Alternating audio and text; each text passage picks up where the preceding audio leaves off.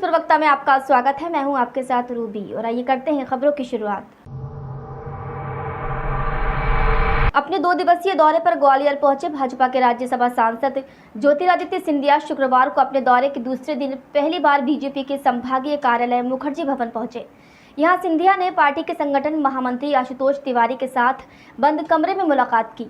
दोनों के बीच प्रदेश के वर्तमान राजनीतिक हालात और आने वाले दिनों में होने वाले उपचुनाव की रणनीति को लेकर चर्चा हुई। मीडिया से बात करते हुए सिंधिया ने कहा कि हर चुनाव को गंभीरता से लेना हमारा दायित्व है। कार्यकर्ता किसी भी राजनीतिक दल के लिए रीढ़ की हड्डी होता है। हर एक कार्यकर्ता और नेता को जमीन पर डटकर काम करना चाहिए ताकि भारतीय जनता पार्टी का परचम लहराए। मुलाकात में कैबिनेट मंत्री प्रद्युम्न सिंह तोमर भी मौजूद रहे।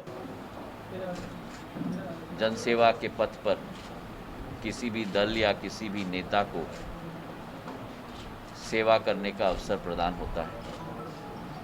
उनका मान सम्मान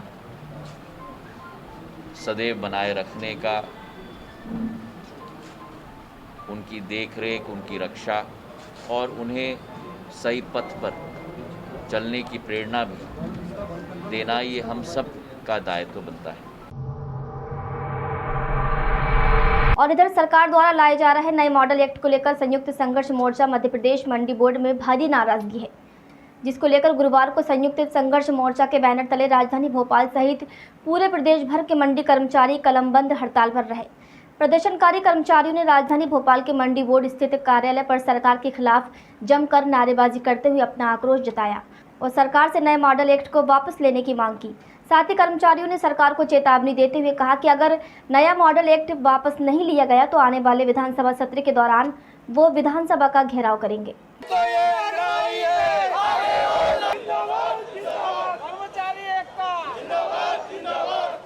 ये मंडी के कर्मचारियों का आंदोलन है जिसमें हमने समर्थन दिया है। किसान भी इसमें आए हुए हैं। 3 अध्यादेश केंद्र सरकार ने जारी किए। उसमें जो एक देश एक बाजार का मामला है, उससे आगे बढ़ के शिवराज सिंह जी चौहान ने मॉडल एक्ट लेकर आए। लड़ाई है एमएसपी, समर्थन मूल्य पर किसान का माल ना बिके, उसके लिए ये सारा इन्होंने प्लान किया है। कांग्रेस के पूर्व मंत्री सज्जन सिंह वर्मा ने भाजपा पर भ्रष्टाचार के आरोप लगाए हैं। कहा कि इंदौर के एआरटीओ सुनील तिवारी जो कैलाश विजयवर्गीय के भांजे दामाद हैं, उनके वहां इनकम टैक्स का छापा सन 2013 में पड़ा था। करोड़ों अरबों रुपए की बेनामी संपत्ति के सारे प्रमाण मिले थे कि किस तरह परिवहन के पैसों की बंदरबाट भाजपा के नेता करते हैं। उसका बड़ा खुलासा हुआ था, जिसमें कैलाश विजयवर्गीय, जगदीश देवड़ा जो उस समय परिवहन मंत्री थे और भूपेंद्र सिंह सागर वाले, इन सब के बारे में लिखा है कि किस तरह पैसों की बंदरबाट हुई थी। इसके साथ ही अतिथि शिक्षकों को लेकर कहा कि हमने अतिथि शिक्षकों के लिए पूरी कार्य योजना बना ली थी। अगली कैबिनेट में अप्रूवल होने वाला था, लेकिन छल से हमारी सरकार गिराई गई। ज्योतिरादित्य सिंधिया से जब पत्रकारों ने अतिथि शिक्षकों के बारे में पूछा था तो सिंधिया ने कहा था कि अतिथि शिक्षकों की लड़ाई मैं लड़ूंगा, इनके लिए मैं सड़कों पर उतरूंगा। अब उन्हीं अतिथि शिक्षकों ने काले झंडे सिंधिया को ग्वालियर में दिखाए हैं। सिंधिया हमारे नाम पर झूठ बोलकर कांग्रेस को कटघरे में खड़ा करना चाहता है। देखिए, एक बात आप समझ लो, भाजपा में नैतिक साहस नहीं है, न शिवराज में है न नरेंद्र मोदी में, क्योंकि बिना झूठ बोले बीजेपी की सरकारें चलती नहीं है। किस तरह अपने ऊपर लगे हुए आरोपों को कांग्रेस पे डाल देना, ये परंपरा आज से नहीं, काफ़ी लंबे समय से भाजपा को घुट्टी में पिलाई जाती है। और अब बात करते हैं मंदसौर की, जहां सुवासरा में भारतीय किसान संघ सहित लगभग 2000 किसान अपनी मुख्य 9 मांगों को लेकर मुख्यमंत्री के नाम सुवासरा नायब तहसीलदार को ज्ञापन देने पहुंचे। जहां कृषि विभाग, बिजली विभाग के अधिकारी की गैर मौजूदगी में नायब तहसीलदार नागेश्वर पवार ने किसानों से कहा कि आपको ज्ञापन देना है तो दो, नहीं तो जाओ, यहाँ फालतू की बहस नहीं करना है।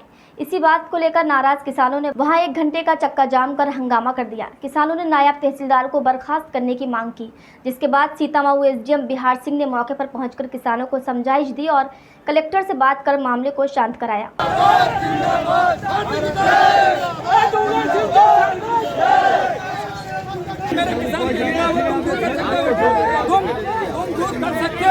और वैज्ञानिक ने कहा कि हम सही कर दें, तो हमने उसमें दवाई डलवा के उपयोग किया, लेकिन वो सही नहीं हुई।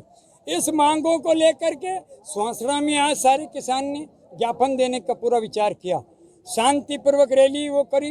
अब टेई साहब थाने से कुछ लोग आए, उनने कहा भाई साहब हमारे पास फोर्स नहीं है। मैं अपन ने कहा आपकी फोर्स की कोई ज़रूरत नहीं है, आप शांति बनाए रखें। भारतीय किसान संघ ऐसा कोई कदम नहीं उठाएंगे जिससे आपको नीचे देखना पड़े। बुलेटिन में फिलहाल इतना ही। देश दुनिया की खबरों के लिए देखते रहिए न्यूज़ प्रवक्ता। नमस्कार।